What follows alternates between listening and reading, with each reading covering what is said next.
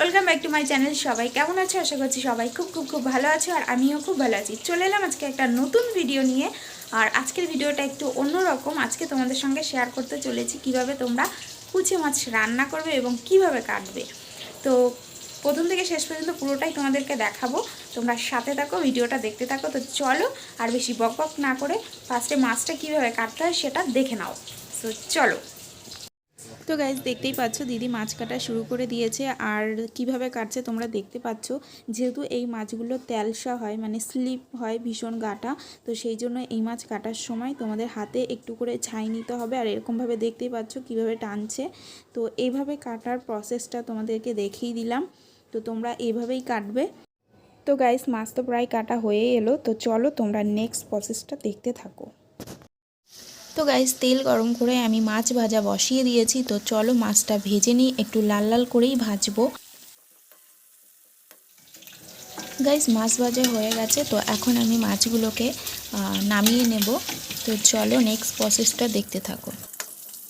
তো গাইস এবার আমি মশলা মিক্সিং করার জন্য একটা মিক্সিং বোল নিয়ে নিয়েছি, আর এখানে দেখতে পাচ্ছ গোটা একটা রসুন নিয়েছি, আর আদার পরিমাণটা দেখতে পাচ্ছ 2 টেবিল স্পুন জিরে নিয়েছি, আর এখানে আছে 15টা শুকনো লঙ্কা।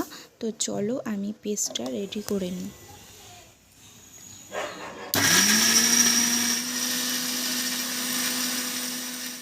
তো এখানে দেখতে পাচ্ছ পেঁয়াজ কুচি, এখানে 2টো পেঁয়াজ কুচি আছে, একটা তেজপাতা আর একটা আলু আমি এরকমভাবে কেটে নিয়েছি। আর মশলাটা এখন এখানে রেডি। তো এখানে আমি আলাদা করে তেল নিচ্ছি না, আমি যেহেতু একবারে বেশি তেল নিয়ে নিয়েছি। তো তেল গরম হয়ে গেছে, এখন আমি তেজপাতাটা দিয়ে দিলাম। এবার আমি পেঁয়াজ কুচিগুলো দিয়ে ভালো করে পেঁয়াজটাকে নাড়িয়ে চাড়িয়ে ভেজে নেব। তো চলো আমি পেঁয়াজটা ভেজে নিই। তো এখন আমার পেঁয়াজটা লাল করে ভাজা হয়ে গেছে। এবার পেস্ট করে রাখা মশলাটা আমি দিয়ে ভালো করে মশলাটা কষিয়ে নেব। তো চলো মশলাটা কষাতে কষাতে তোমাদের কাছে একটা ছোট্ট অনুরোধ করে ফেলি, তোমরা যারা আমার ভিডিওটা নতুন দেখছো তারা প্লিজ চ্যানেলটিকে সাবস্ক্রাইব করে আমার সাথে থাকো, আর পাশে থাকা বেল আইকনটি অবশ্যই ক্লিক করো আমার নতুন ভিডিও আপডেট পাওয়ার জন্য। তো চলো নেক্সট প্রসেসগুলো দেখতে থাকো। তো গাইস দেখতেই পাচ্ছ মশলা কষানো হয়ে এসেছে, তেল ছেড়ে দিয়েছে। তো এখন আমি কেটে রাখা আলুগুলোকে মশলার মধ্যে দিয়ে মশলাটার সঙ্গে কষিয়ে নেব।